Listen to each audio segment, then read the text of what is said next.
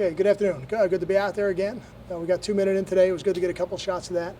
Seems like every time you do it, there's always a unique situation that arises, and we had that again today, so that was good for us. Questions? When you reviewed the film last night of the scrimmage, what popped out? I think we got a really close race at quarterback, and that's exciting to me. To see both guys out there and make a significant amount of plays in that scrimmage, that was really good. So I think we're probably still a couple days away. Is it a good thing that it's become a tough decision?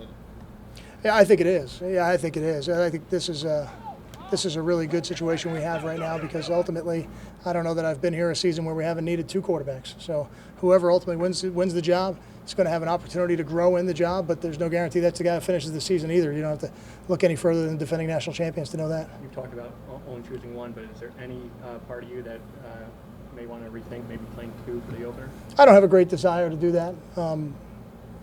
I don't think, you never say never. I don't want to speak in absolutes, but I don't have a desire to do that. I want to, ultimately, whoever is the starting quarterback, I want to give them an opportunity to play. How much will Saturday's scrimmage impact your decision? It may get made before that. So if it gets made before that, then it won't impact the decision because we're moving forward at that point. But if we haven't, then it certainly will weigh very heavily. So what goes in the next couple of days that would make you make the decision? I guess what would tip the scales? Watching progress. Watching progress. So we put in something today that we hadn't had in. The defense put in things that they hadn't shown us yet. So now we just continue to evaluate how we're handling those. Any other changes on the depth chart? Kawan Lewis, we moved to first team. Isaiah Johnson will still take reps with the first team, but we thought that Kawan's performance dictated that. The DBs, they're kind of rotating in right now, so I don't know that we've got a settled group right there.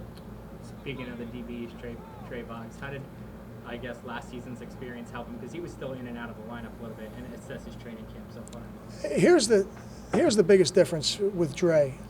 To me, watching Dre this training camp, he's a much more physical player in the run game. He could always run, he could always cover. He's got good hands. Those were not an issue. But now, in our system, the corners have to be involved in the run game, and he's been very physical this training camp. I've really enjoyed watching it. Have you been impressed by how quickly Kawan's been able to move into that first team role? Yeah, again, it's not a starter's role yet. We're not naming starters yet, but am I surprised? I don't know. He's already played a lot on a big stage, so I don't know that I'm necessarily surprised. I'm pleased. Let me say that. What did you see out of him that kind of prompted you to move him up a little bit? Just performance. Just a really solid performance. A guy who looked like he had good body control in the right place at the right time, good grasp of what we're doing, and now, as we continue to put in the package on defense, we'll see if he can continue that and hold on to it. What are you seeing from Robert Martin? Oh, well, first day he's been back out here in a little bit, so it was good to have him run around. I think he's close. I think he's getting close to being 100%. Anything settled on the offensive line, Kyle? No, but I'll continue to say that I'm very pleased with Dorian Miller. I thought he played a very strong scrimmage. I really like how he's moving. He's anticipating what's going on in front of him, and he's starting to perform like a starter. You did Club Ice last year.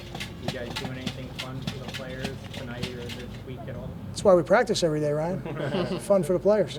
We got a couple things in store during training camp. I don't want to reveal them, but you just can keep your eyes open and you'll see a few things we got going on. I'm guessing you don't want to share what you guys were doing for the last 40 minutes? I will not share what we were doing. That's family business. Coach, a few of the players have mentioned they put on a fair amount of weight since the last game of last season, moving into this season. Longa, Agadosa, we've talked about in the past.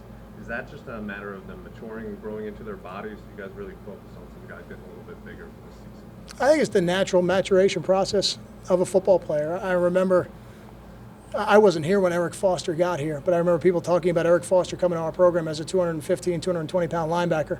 And then by the time he was a senior, he was a 265, 270-pound three technique.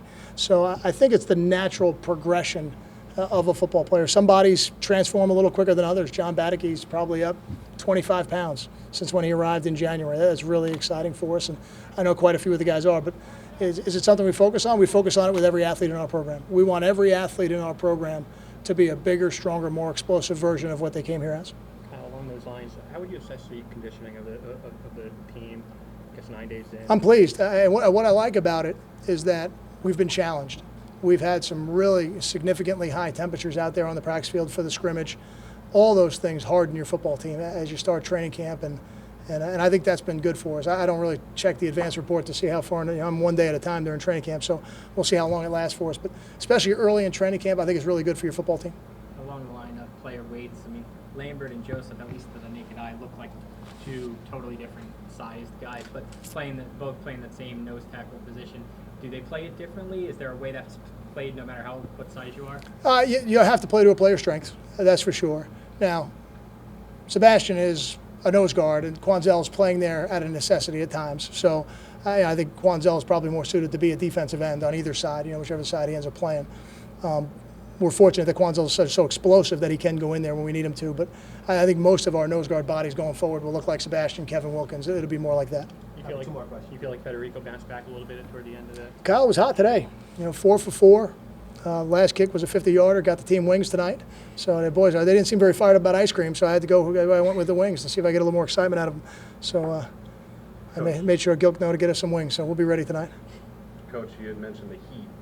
Most of the practice is scheduled at 12:45. Is that by design to make sure they experience the heat as hot as it can be during the course of the day? It's not by design in terms of trying to get the most heat. It's when we put training camp together, we try to look at an optimal time of the day for when the players will be ready to train. So we've got a lot of stuff we do in the mornings that leads up to when we practice, and then things we do afterwards to make sure we're ready for tomorrow. So it's really more focused on the optimal training time than it is what the conditions will be.